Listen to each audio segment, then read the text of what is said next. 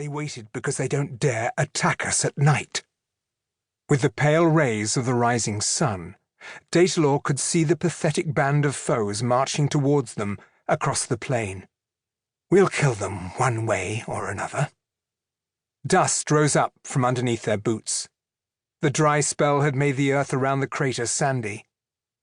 Because there was no wind blowing, the telltale brownish clouds curled up into the air, easy to spot even from far away. "They're coming across the plain from the northwest yet again, about 1,000 of them. Half of the barbarians are dressed like warriors, the others farmers." Datelor cried down from his lookout point, not sounding worried or nervous. "What they all have in common is that none of them has any sense." Soft laughter rang out at the Benemoy's words. The elf, who had stuffed his dark hair underneath his helmet, jumped down from a piece of abstract art made of clear varnished bones and rusty iron. He landed neatly in front of the 20 warrior women and warriors who were wearing toughened black leather armor. Datelor pointed at the approaching enemy.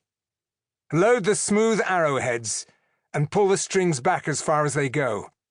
Every arrow must run through at least 3 of the enemy and kill them. It will save ammunition." Having taken their longbows from their shoulders, his soldiers nodded silently.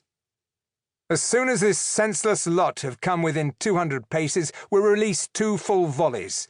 Then each of you is to look for targets directly in front of you. Off you go!"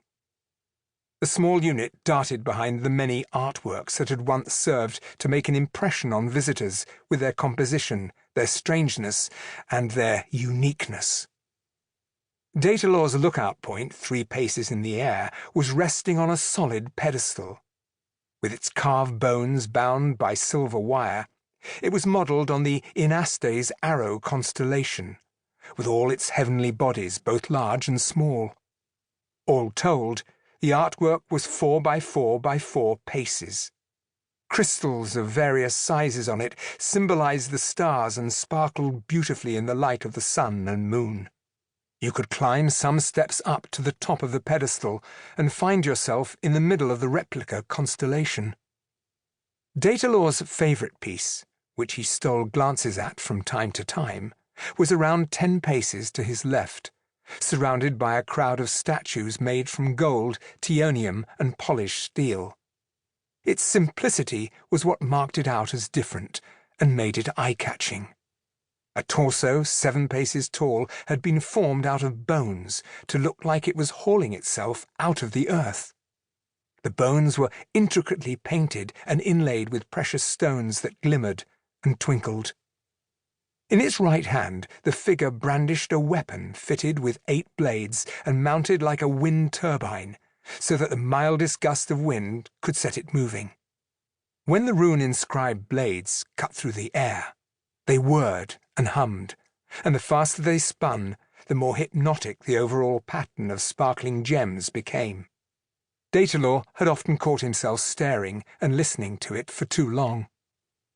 Just like right now. He tore his eyes away from the spectacle.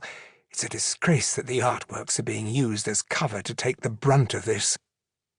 The Benemoy watched the warriors in his unit taking up their positions as he loosened the feathered arrow shafts in the quiver slung around his hips. Although each and every member of the unit carried 50 rounds, enough to obliterate the enemy, nobody knew how long it would be until more lunatics launched their next wave of attack. For every bolt that hits an artwork, I will have my revenge and make the archer pay. Datelor had stopped counting how many dead had carried his name. And yet, things weren't looking good for the northern Älfar's realm, no matter how much scum they were killing off. The power structures were starting to shake, but he had no doubt they would triumph. For the Benemoy, it was just a question of arrow supply. The Älfar had ruled large parts of Tark Dran for 20 divisions of unendingness.